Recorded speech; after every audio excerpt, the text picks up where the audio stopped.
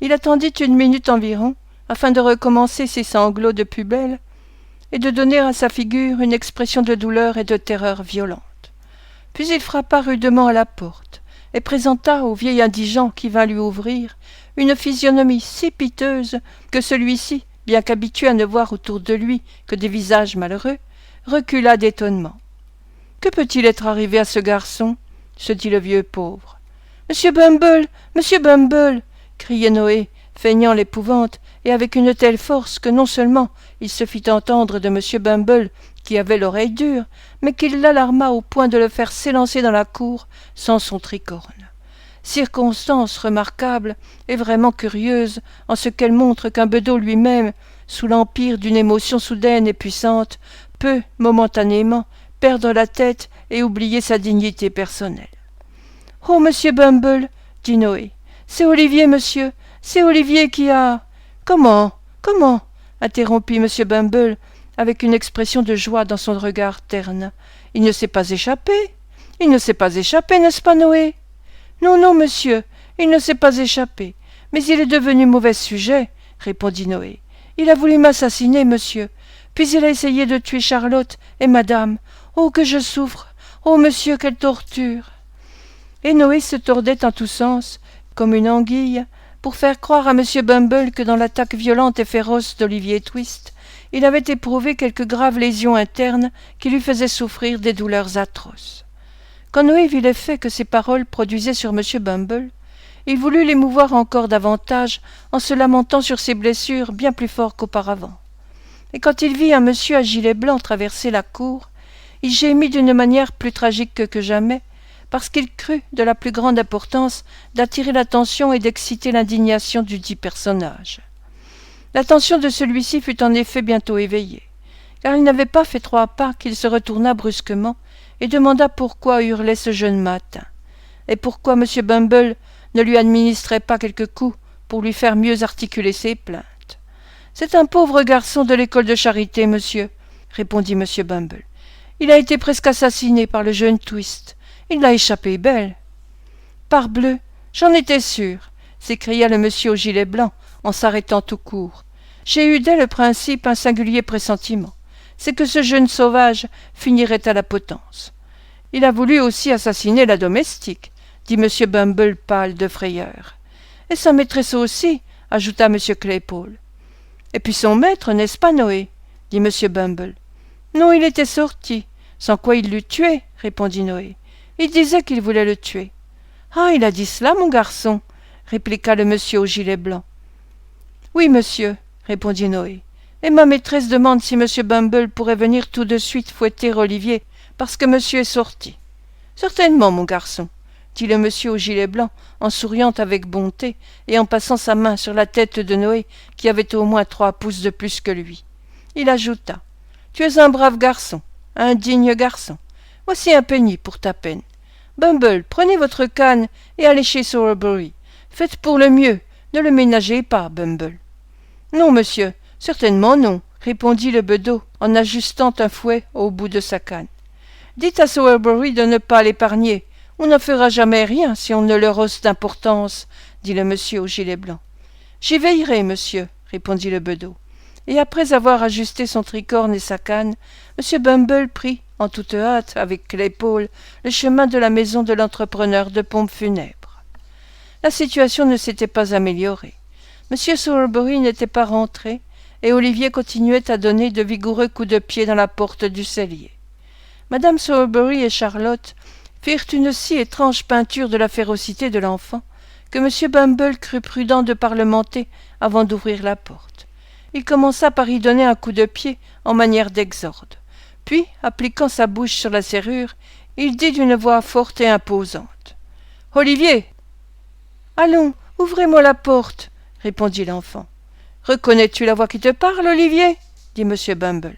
« Oui, répondit-il. »« Et vous n'êtes pas épouvanté, monsieur ? Vous ne tremblez pas à ma voix, monsieur ?» dit M. Bumble. « Non, » répondit courageusement Olivier. Une réponse si différente de celle qu'il attendait et à laquelle il était accoutumé fit hésiter M. Bumble. Il quitta le trou de la serrure, se redressa de toute sa hauteur et considéra, l'un après l'autre, les trois témoins de cette scène, sans prononcer une parole. « Voyez-vous, monsieur Bumble, dit madame Sowerberry, il faut qu'il soit devenu fou. Un enfant, ne fût-il qu'à demi raisonnable, ne se hasarderait jamais à vous parler ainsi. »« Ce n'est pas de la folie, » répondit monsieur Bumble après quelques instants de profonde réflexion. « C'est la viande. »« Comment ?» s'écria madame Sowerberry. « Oui, madame, la viande. La viande, » reprit monsieur Bumble d'un ton magistral. « Vous l'avez nourri outre mesure, madame. Vous avez fait naître en lui une âme et un esprit artificiels déplacés chez quelqu'un de sa condition. Messieurs du conseil d'administration, qui sont des philosophes pratiques, vous le diront, madame Sowerberry, qu'ont à faire les pauvres d'une âme et d'un esprit. C'est bien assez pour nous d'entretenir la vie dans leur corps. Si vous n'aviez donné que du gruau à ce garçon, jamais pareille chose ne fût advenue. »« Mon Dieu !» dit madame Sowerberry en levant pieusement les yeux vers le plafond de la cuisine. « Voilà ce que c'est que d'être généreux. » La générosité de madame Sowerberry pour Olivier avait consisté à lui prodiguer les restes dont personne n'eût voulu. Aussi y avait-il de sa part une grande abnégation à rester sous le coup de l'accusation portée contre elle par Bumble, et dont elle était absolument innocente de pensée, de parole et d'action. « Tenez, dit M. Bumble à la dame qui tenait ses yeux baissés vers la terre. La seule chose à faire maintenant, à mon sens, c'est de le laisser dans le cellier pendant un jour ou deux, jusqu'à ce que la faim l'affaiblisse, et ensuite de le mettre en liberté et de le nourrir de gruau pendant tout son apprentissage. Il sort d'une mauvaise famille, de gens irritables, madame Sowerberry. La nourrice et le médecin m'ont dit que sa mère était arrivée ici, après des difficultés et des fatigues qui auraient tué depuis longtemps une femme bien portante. M. Bumble en était là de son discours, quand Olivier, qui entendait assez le dialogue pour comprendre qu'on faisait allusion à sa mère, recommença à donner des coups de pied dans la porte, de manière qu'on ne pouvait s'entendre. Sowerberry rentra sur ses entrefaites. On lui expliqua l'attentat d'Olivier, avec toute l'exagération que les femmes crurent propre à le mettre en colère. En un clin d'œil, il ouvrit la porte du cellier, il en fit sortir par le collet l'apprenti rebelle. Les vêtements d'Olivier avaient été déchirés dans la lutte. Il avait la figure égratignée et écorchée, les cheveux en désordre sur le front. Sa colère n'était pourtant pas éteinte, et en sortant de sa prison, loin de paraître intimidé, il lança à Noé un regard menaçant.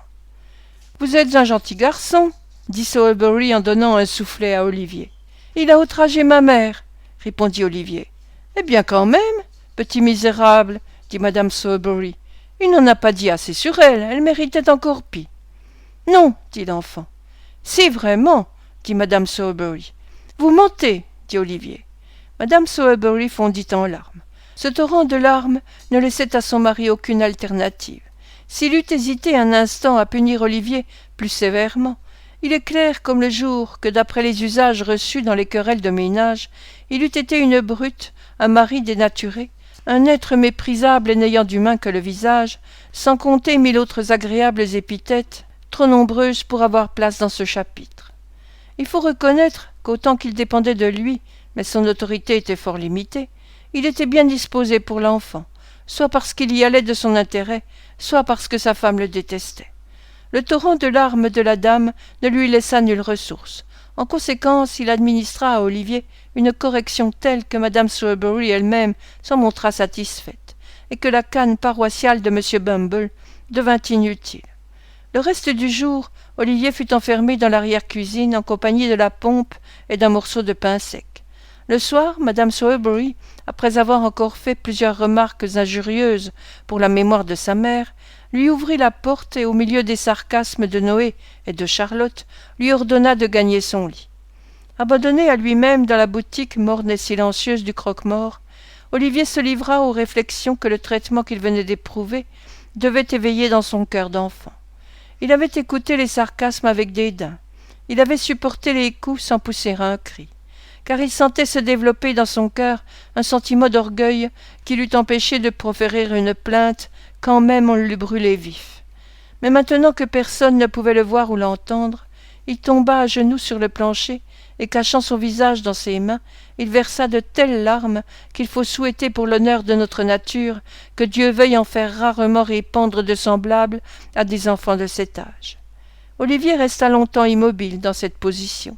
La chandelle allait finir de brûler quand il se leva. Il regarda prudemment autour de lui, écouta attentivement, puis il tira doucement les verrous de la porte d'entrée et regarda dans la rue. La nuit était froide et sombre. Les étoiles paraissaient à l'enfant plus éloignées de la terre qu'il ne les avait jamais vues. Il ne faisait pas de vent. L'ombre que les arbres projetaient sur le sol était complètement immobile et avait quelque chose de sinistre et de sépulcral. Il referma doucement la porte et, profitant des dernières lueurs de la chandelle pour réunir dans un mouchoir le peu d'effet qu'il possédait, il s'assit sur un banc et attendit les premières clartés du matin. Dès qu'un rayon de lumière pénétra à travers les fentes des volets, Olivier se leva et tira de nouveau les verrous. Il jeta autour de lui un regard timide, hésita quelques instants, puis tira la porte derrière lui. Il était dans la rue. Il regarda à droite et à gauche, incertain du côté par où il fuirait. Il se souvint d'avoir vu les chariots, quand il sortait de la ville, gravir péniblement la colline. Il prit la même direction et arriva à un petit sentier à travers champs qu'il savait rejoindre bientôt la grande route. Il s'y engagea et se mit à marcher rapidement. Il se rappela très bien avoir déjà suivi ce sentier lorsqu'il trottait derrière M. Bumble pour venir de la ferme au dépôt de mendicité. Le chemin le conduisit tout droit à la chaumière. Son cœur battit violemment à ce souvenir, et il était presque résolu à revenir sur ses pas.